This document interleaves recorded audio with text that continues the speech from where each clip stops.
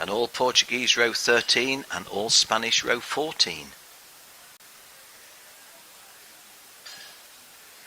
Polish driver Szymon Jablonski on row 16 with Guilherme de Oliveira of Portugal. And the grid completed by 2 Portuguese on row 17 and an American, Jack Crawford, starting stone last, and a Spaniard, Jose Luis Alba Ramirez. Hope you're enjoying our coverage here from Portimão. On behalf of Kart Data Television Service and their principal, Andreas Holzleitner, thank you for joining us for coverage of the Grand Finals. This is the Grand Festival, is the description of this non-international event for the Micromax and Minimax youngsters. And we weren't originally going to be bringing you television coverage, but the mums and dads have said, you really ought to show our kids, you really did, please put us on television. So we have. But they're not watching on television, the mums and dads, they're watching live here at the circuit. But fair enough. Glad you don't smell that car 83, because the exhaust was a little bit foul there, wasn't it?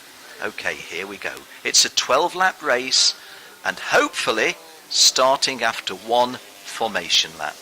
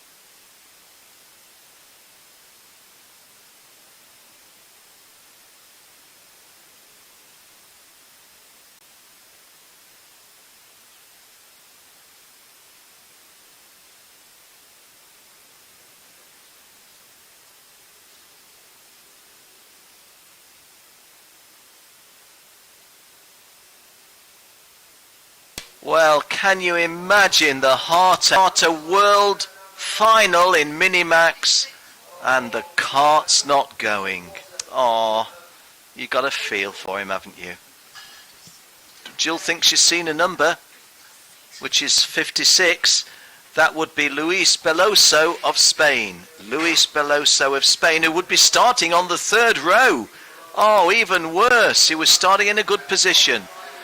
But are we racing? Yes, I think we are. Carles Martinez jumps into a comfortable lead there. I think it's Daniel Nogales. Oh gosh, we're touching people and 1 or 2 going off. Well, it wasn't as bad as it might have been. I think there's only 1 driver who left the tarmac, and he regains the tarmac, albeit in last place. But a good start by Carles Martinez. I think he was followed by Daniel Nogales. Kike Bardes from the outside of the front row, having to be a little circumspect about where he was going to try and dive in to the right-hand runners, or to the runners to the right-hand side of himself. Luis Beloso, who would have started on the inside, and a technical flag for Carlos Martinez. A technical flag for the race leader. The race leader has got a technical flag. Carlos Martinez, in a world final, is leading the race from pole and going to be brought in. Oh, what drama. Can you imagine how the lad feels? He's looking over his shoulder. Well, you just have to put yourself in the position, don't you, of that lad. He's either 11, 12, the silencer is loose. The silencer is about to fall off even. We can hear him. You won't pick it up probably at home or wherever you tuned in to us, but the silencer has got detached or partially detached, and the race leader, with aspirations of going home this afternoon as a world champion in Rotax Minimax is going to be brought in. Hope he acknowledges the flag. He's put his hand up. Oh dear, you have to feel for them, don't you?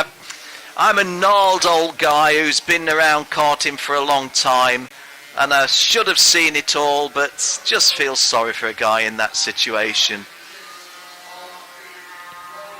Carlos Martinez goes through in second place, in first place at the end of the second lap, but it's not going to last.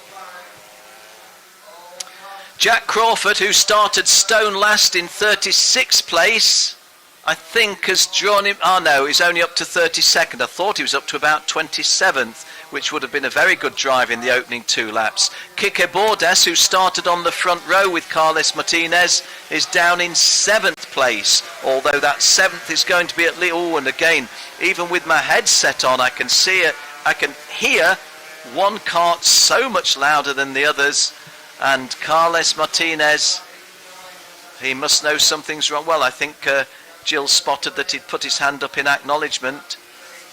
It's one thing to acknowledge it, you've also got to obey it. The message, Carlos, is not, have you seen the flag? The message is, will you obey it, please? Oh dear, continuing to come round. If you can't see him here, you certainly hear him. Rather like a motorbike that goes down the road when the silencer's detached. Carlos Martinez, confirmation that he is at the front of the race, but he has had a technical flag relative to the silencer, and I don't believe he will stay in the race because I believe a black flag will be awaiting him soon. Kike Bordes in 7th place, I mentioned, started on the outside of the front row, but didn't get a particularly good start. We're on lap 4 of a 12-lap race, so we've already moved into the second quarter of the race. Carlos Mazzina, without the quotes, benefit unquotes of the silencers, done 64.77. It's only Kike Bordes, fellow front row starter, who's gone any quicker, 64.61. And he's down in 7th place at the moment. So, going over at the end of lap 4, Daniel Nogales inherits the lead from Carlos Martinez, who bows to the inevitable. I'm glad that he did that. I really wouldn't have liked to see him brought in on a black flag.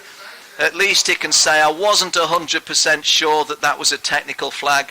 I wasn't really sure if that was a silencer in my ear that I heard, but you got to feel sorry for the guy, haven't you? And also, of course, the driver who went out on the formation lap.